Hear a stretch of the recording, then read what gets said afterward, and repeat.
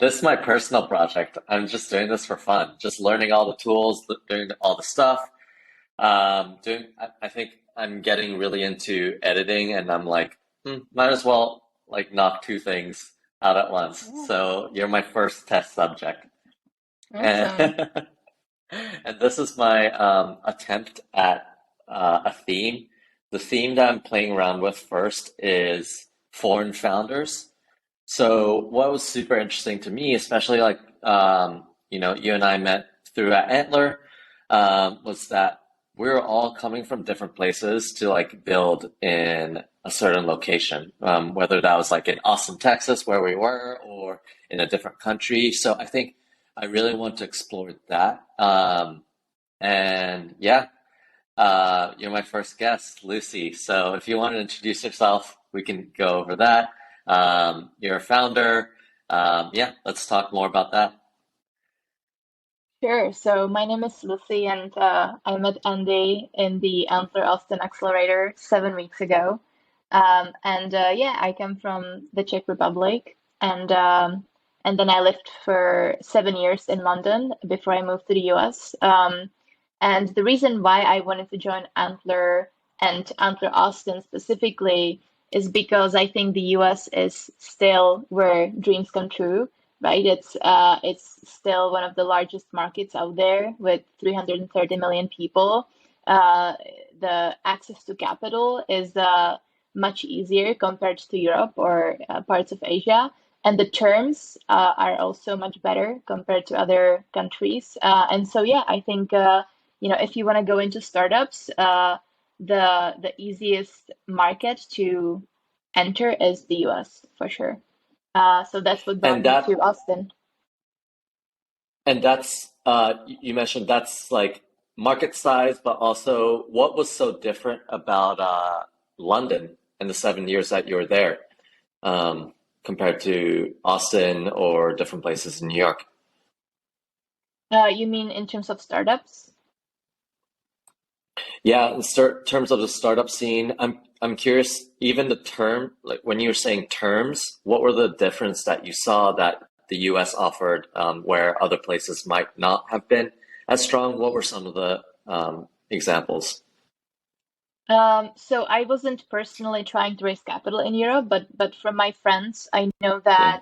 that investors are more risk averse. They're looking for a lot of traction and revenue before they go on to invest. And in comparison, in the US, you can raise 150K at 7%.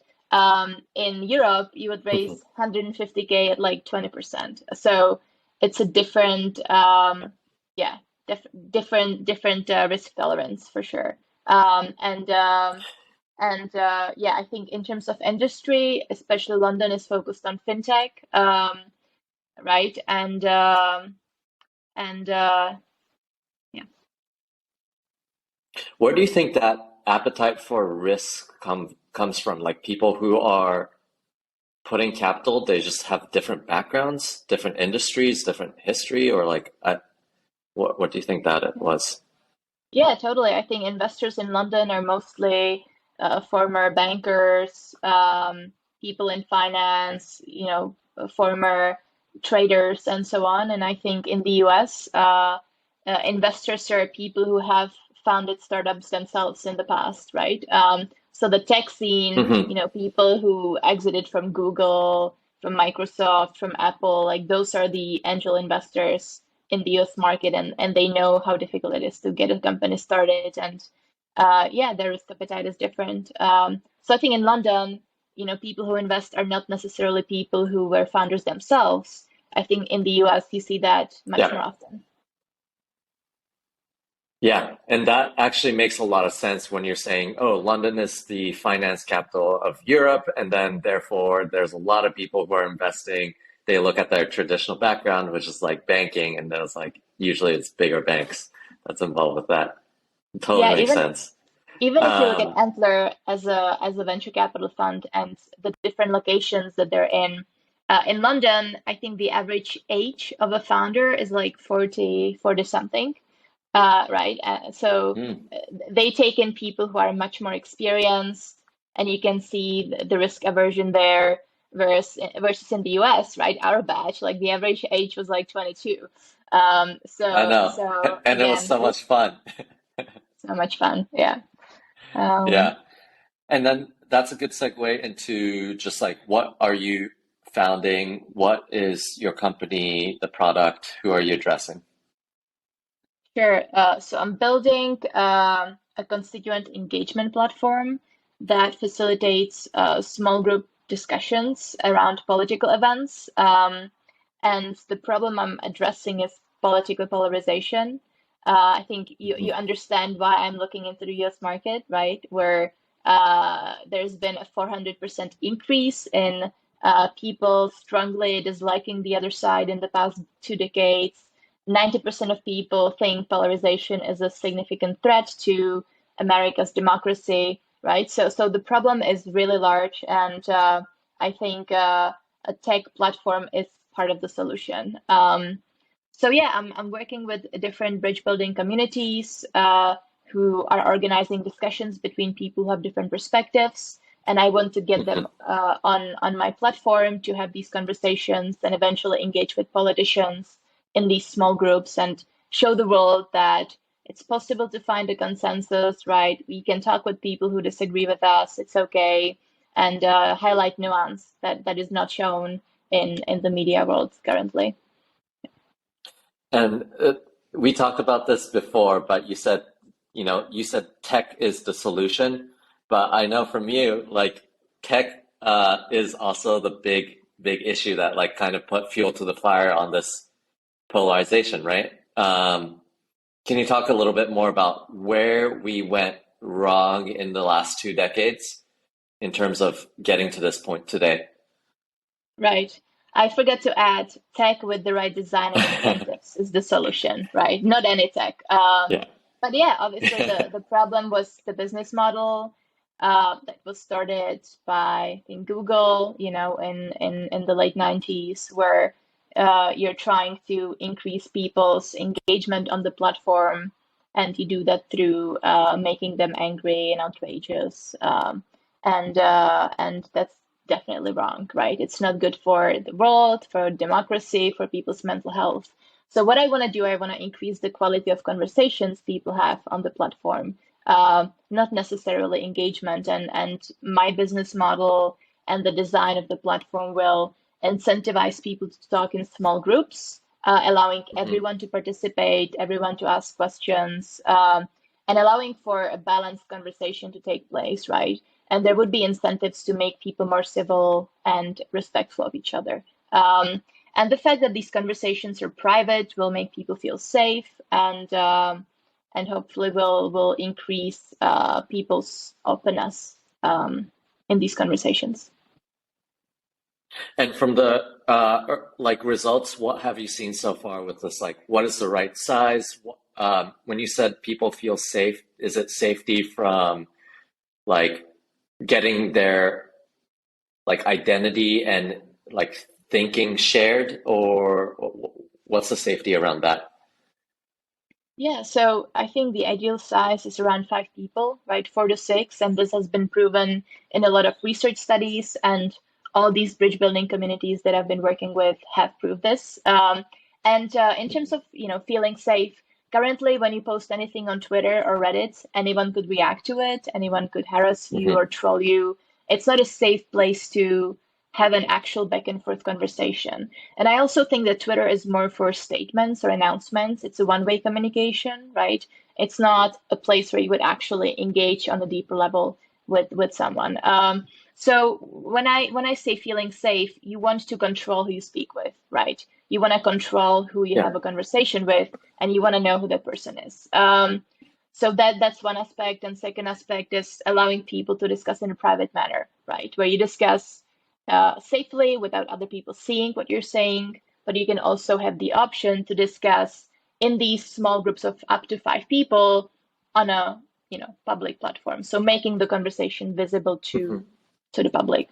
Mm, that's very cool.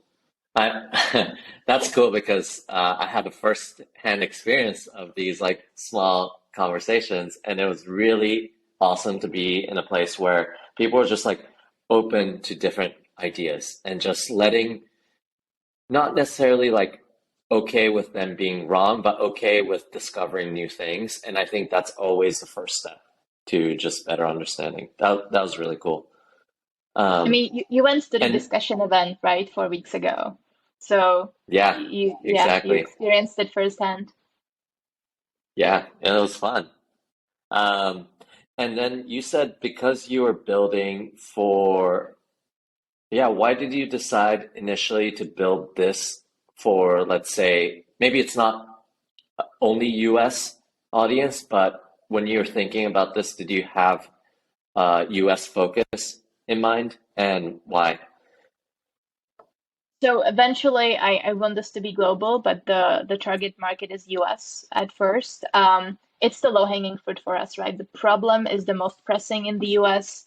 The fact that you only have two parties is part of the issue. And I think Hmm. uh, the most people realize that the problem is there in the US. Right? 90% of people Hmm. know that polarization is really bad and it's getting worse, and they want to actively do something about it. Um, so, yeah, using all these people, leveraging their tendency to or need to solve this problem is why I chose the US. Yeah, I always wonder like what it looks like from the outside.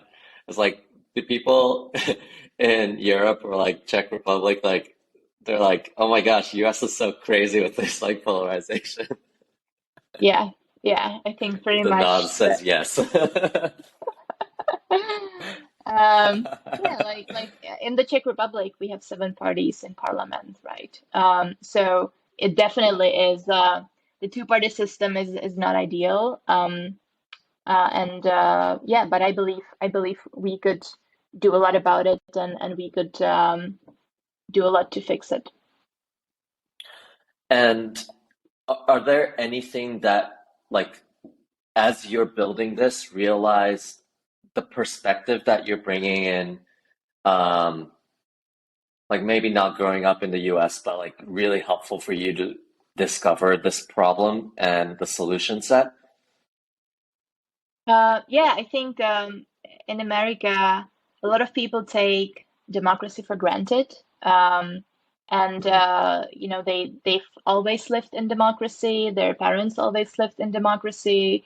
In Europe, it's different, right? Like only 30 years ago, there was communism and the Soviet Union, Hmm. and people were not free to speak their minds. And so I think for us and for our generations, it's democracy is something to be cherished, and we understand what it feels like to not have it, and I think we actively want to uh, take part in preserving it. So I want to bring this sense of urgency to the US, and yeah, help people understand Hmm. that it's not going to last forever if we don't actively try to preserve it.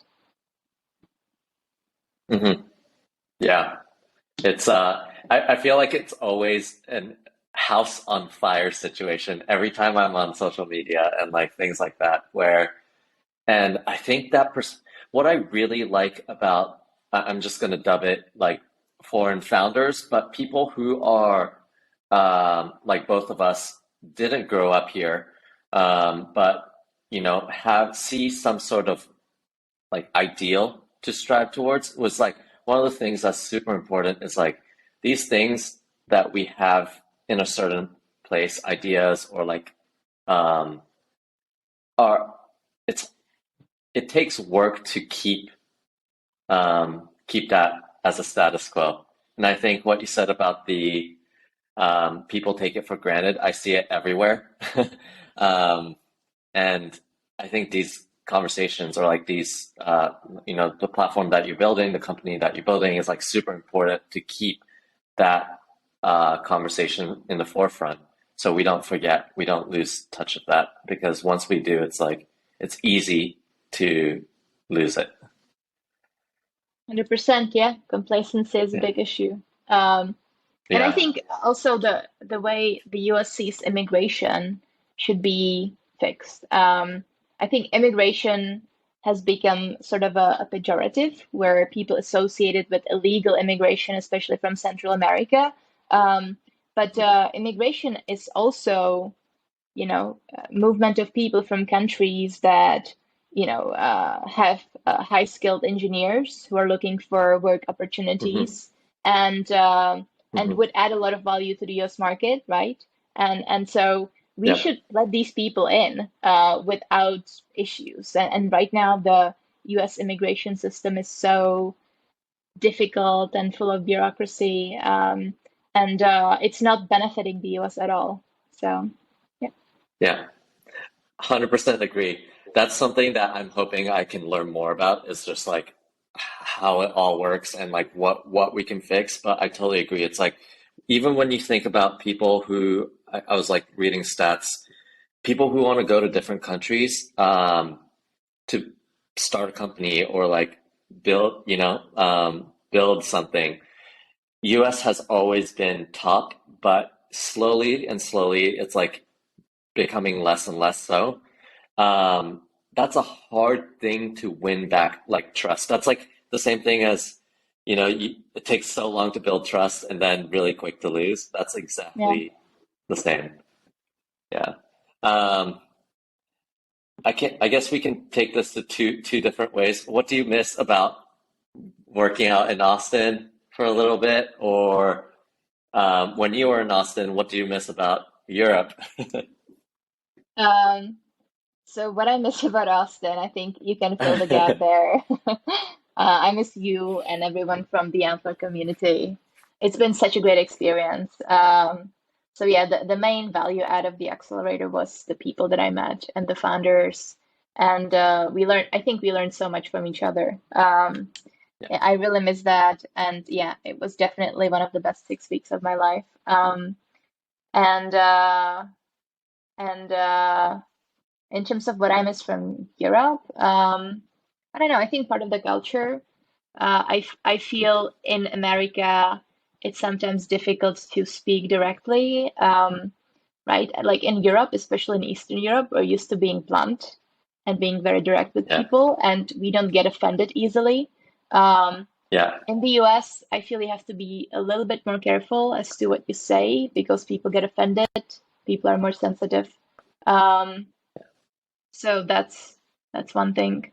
And the food, obviously. So yeah, You need to come to New York. People are way I more will. blunt here. I will. Just, I get my visa and I'll be there. Yep. I'll be there. I'm really excited to have you visit and stay, hopefully.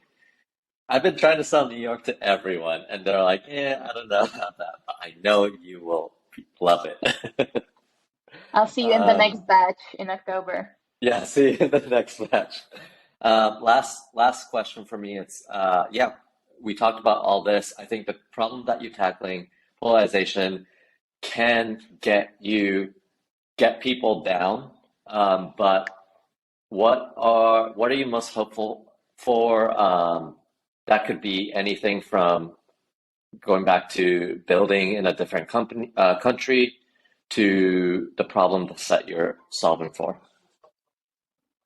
Yeah, so I'm hopeful that the US immigration system is going to make it easier for startup founders and entrepreneurs to access the market. And I think there's been a few proposals already in the pipeline that are trying to incentivize people to be building companies for the US market. And I'm also hopeful that people will start talking to the other side, right? And people will start appreciating disagreements and different viewpoints, right? Because that's the only way how we can move forward through talking with people who feel differently and finding rough consensus that would allow us to find solutions to problems. And so if we can do that, I think it would be a huge win for America and other countries. And I'm hopeful that politicians will find value in consensus building, and there's a lot of economic value trapped, right? Without consensus, you can't really move forward. So let's go and let's find it. Love it. I feel like that's the perfect place to leave it. I'm gonna